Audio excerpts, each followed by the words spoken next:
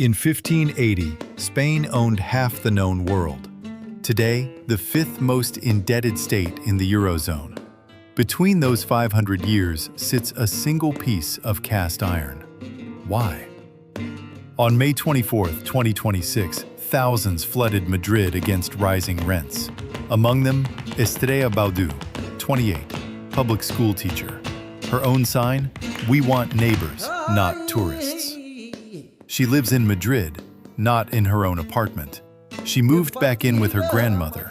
Her salary won't hold a door in this city. There's a Spanish word, tapadera, two meanings: the lid on a pot, the cover-up. How do you cook the same paella for 500 years and burn it every time? Spain, 48 million people. Pyrenees to the north, Atlantic and Portugal to the west. Once a smaller sibling that held the other half of the world. Mediterranean to the east, a hard-to-feed plateau in the middle. Geography made invasion difficult, unity harder. Basque, Catalan, Galician, Andalusian. Different cooks, the pan was always the same. From 711 to 1492, Spain reconquered itself for 800 years. Christian kingdoms pushed Muslim caliphates south. The cooks didn't change the menu, only who sat at the table. Then came 1492. Three things in 1 year. January 2nd, Granada fell. March 31st, every Jew was given a choice: convert or exile. Tens of thousands fled. The Ottoman Sultan opened his doors, others to Morocco, to Portugal. October 12th, Columbus stepped onto Bahamian sand. One empire ended, another began. A people was driven out. Boabdil, Granada's last emir, looked back as he surrendered and wept. His mother gave him the line history remembers: "You weep like a woman for what you couldn't defend like a man." The Inquisition had been burning bodies since 1478. The way you purify the kitchen before you put the lid on. It would run another 356 years. This week on Salted Earth, Spain. A pot simmering for 500 years, with a lid no one will lift. Every recipe has a secret ingredient. Spain's is still blank on the card. We'll fill it in at the end. Start with the silver. 1545. High in the Bolivian Andes, a llama herder named Diego Huarpa kicked a stone. Underneath, a mountain of pure silver. Potosí. Within a generation, bigger than London, bigger than Paris, the largest mining city in the world. Spain built the most efficient extraction system the world had seen. Yearly convoys from Mexico and Colombia carried silver to Sevilla. One goal: bring it home. Spanish silver became the world's first global currency. 8 reales, a piece of 8. Tea in Beijing, gunpowder in Istanbul. For 200 years, the world turned on Spanish silver. Between 1500 and 1700, about 150,000 tons of silver crossed the Atlantic, the largest wealth transfer in human history. But here's what nobody talks about. Spain didn't get rich. Spain had more silver. There's a difference. Spanish silver wasn't wealth. It was a delivery system for somebody else's. Between 1500 and 1650, European prices quadrupled. Spanish silver created European inflation. But Spain couldn't spend it on industry, couldn't spend it on education, couldn't hold it long enough to spend it on itself. Why? The Hidalgos, Spain's aristocrats. Trade was beneath them. Real nobles don't haggle. Real nobles don't make things. They own land, go to war, sit at the table. Meanwhile, the Dutch and English were getting their hands dirty, building ships, founding banks, patenting tools, cooking actual meals. Spanish silver paid for Spanish wars. Most ended up in Antwerp, Amsterdam, Genoa. Spain was the world's largest delivery driver. Somebody else took the tip. 500 years later, Estrella will see none of that silver, only the lid placed on top. Now, how do you burn a pantry this full? 1588. Spain sent 130 ships to invade England, the Invincible Armada. Storms scattered. English fire ships broke them. Half came home, a third of the men. Spain was no longer untouchable. The defeat was framed as the will of God, size hidden, losses minimized. The first lid fell here, the divine one. In 1605, in a prison in Sevilla, a man named Miguel de Cervantes wrote a book. He couldn't use his left hand. Lepanto, Spain's last great naval victory, from a bullet. The hero of the novel? An old hidalgo who can't accept that the giants are actually windmills. His name? Don Quixote. The book was read across the world. Spain didn't reward him in his lifetime. It was still charging at windmills. 1700. Carlos II, nicknamed the Bewitched, died childless. Let's look at him. A 2009 PLOS study pushed the Spanish Habsburg line's coefficient of relatedness up to the level of full siblings. Carlos II couldn't chew his own food. The servants fed him soup. The empire was, quite literally, eating itself, and couldn't digest. 13 years of war over the throne. The Bourbon dynasty arrived. French cooks in the Spanish kitchen. 1808. Napoleon decided Spain was the next pantry. He sat his brother Joseph on the throne. The Spanish gave him a nickname, Pepe Botella, Joe Bottle, because he drank. He'd never had a drink, the folk method of not bowing. On May 2nd, Madrid rose. Goya painted it. 5 years of guerrilla resistance, a new word entered every language, guerrilla, Spanish for little war. Spain taught the world how to resist. It couldn't resist its own empire. While Napoleon occupied the country, a small parliament gathered in Cadiz and wrote a constitution. Liberal, modern, an inspiration to Latin America. It lasted 2 years. Spain wrote the recipe for democracy, then put the lid on it before the smell could spread. From 1810 to 1825, Spain lost its American empire. Mexico, Venezuela, Colombia, Argentina, Chile, Peru. 300 years of conquest, gone in 15. If you've seen the earlier episodes, these pots should look familiar. Venezuela's oil, Argentina's beef, all under the same lid. 1898, Cuba rose. The USS Maine exploded in Havana Harbor. 4 months later, Spain lost the rest of its colonies.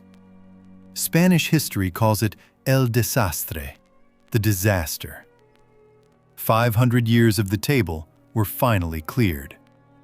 The generation of 98, its thinkers, asked the question avoided for centuries. What's wrong with this country? Ortega answered in 1910, Spain is the problem. Europe is the solution. In other words, the lid is still on. Then the lid tightened. In the 1930s, Spain was 2 countries pretending to be one. On the left, workers, anarchists, communists, Catalan and Basque separatists. On the right, landowners, the church, the army, the Falange. 1936, the coup. Spanish Civil War, 3 years, around 500,000 dead.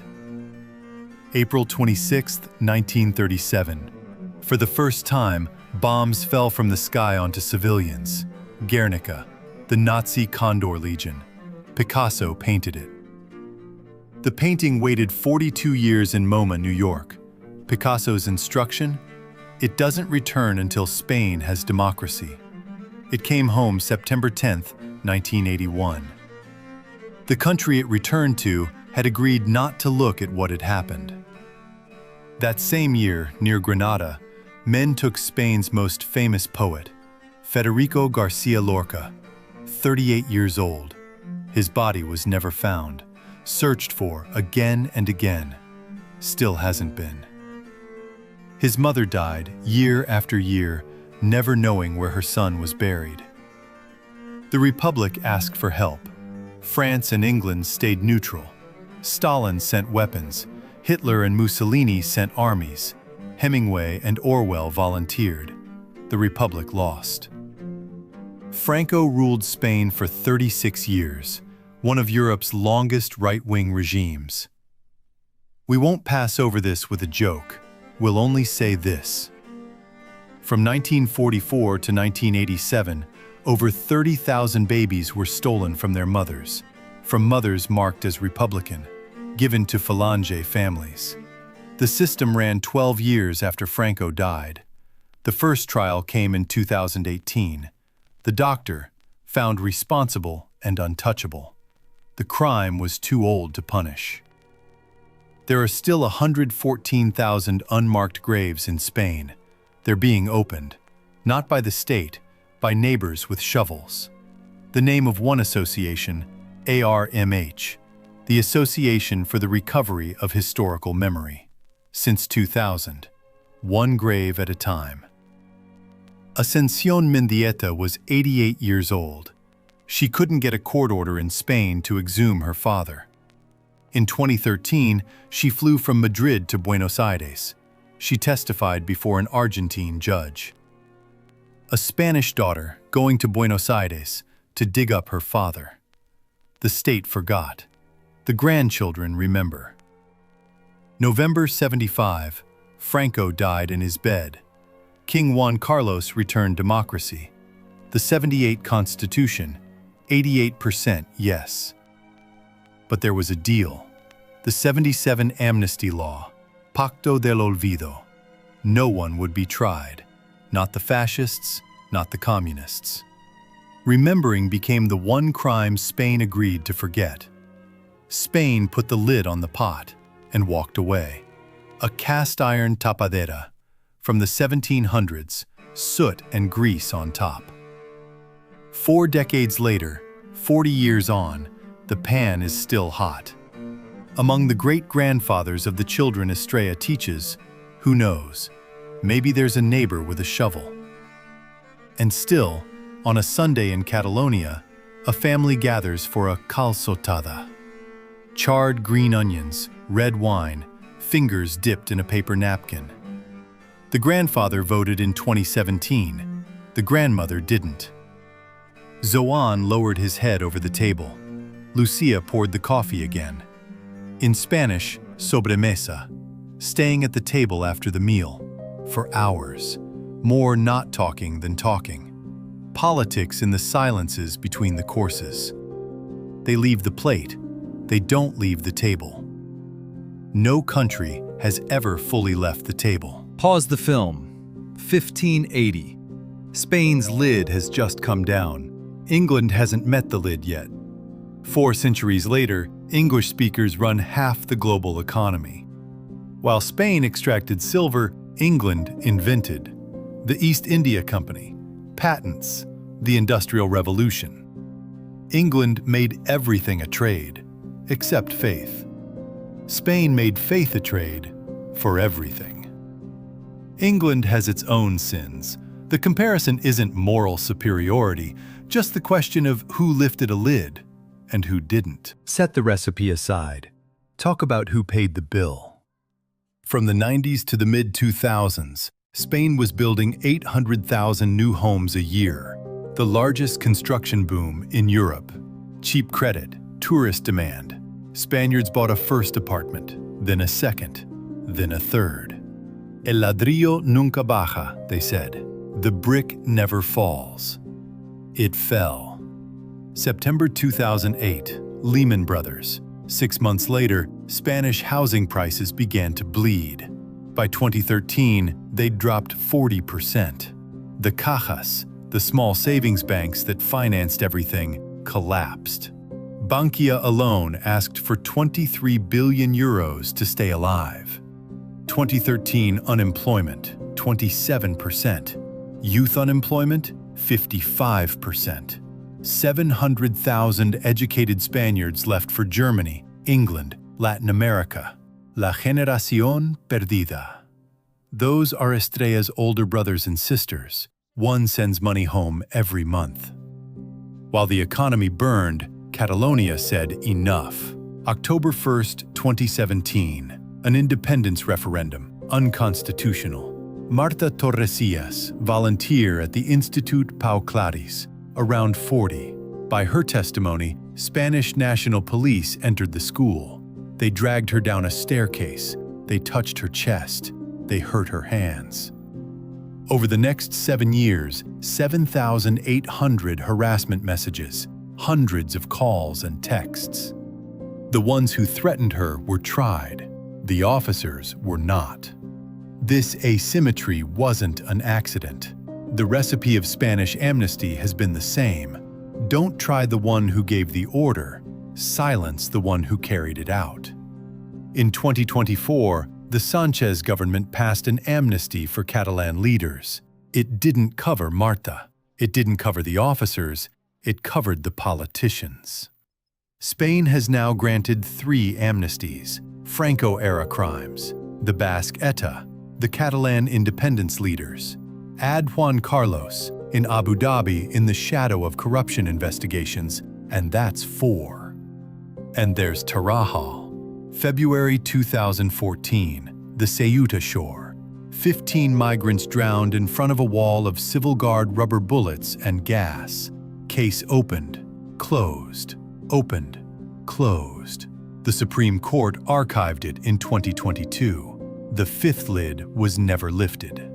Same lid, same hand, same pan. October 29, 2024, Valencia. Regional President Mazón sat down to lunch at El Ventorro for nearly 4 hours with a journalist. While he ate, the rain rose. Toñi Garcia's husband Miguel was 63, her only daughter Sarah, 24, a nurse. They'd gone down to the garage in Benetúser to move their cars. The divers found them outside the car, holding each other. 229 people died that day. Mazón held on for a year. Then he resigned. The public had wanted him gone the first week. 12 months, 12 protests. Toñi said it later. This was not an accident. This week, Estrella came home. She bought bread. She muted the rent reminder. Fingers heal. The page turns. The pan stays hot. And the secret ingredient, the one we left blank, we can name it now. It was always the lid, the thing Spain reaches for when the food starts to burn. Every country has a lid like this, the story it refuses to look at. The fascist grandfather, the colonial prophet, the amnesty that protects the silence. A recipe doesn't fail from the wrong ingredients. It fails under the lid no one is willing to lift. What are you covering in your kitchen? Next week, we open Turkey's pantry. Until then, buen provecho, if you still have an appetite. One more for the road. Actually, 2. The 1918 pandemic killed 50 million people. History calls it the Spanish flu. The virus wasn't Spanish. The trail points to Kansas, Camp Funston. The US was at war, France was at war, England was at war. They all suppressed it. Spain was neutral. The only free press was there. Spain told the truth. The world wrote the lie. Spain cooked. Somebody else wrote the menu. And the world's only paella police is theirs, Wiki Paella. 400 chefs in Valencia, voted by 266 villages. Their official ruling, 2016, paella with chorizo is not paella. A war crime. A country that takes lunch this seriously maybe hasn't actually lost the recipe.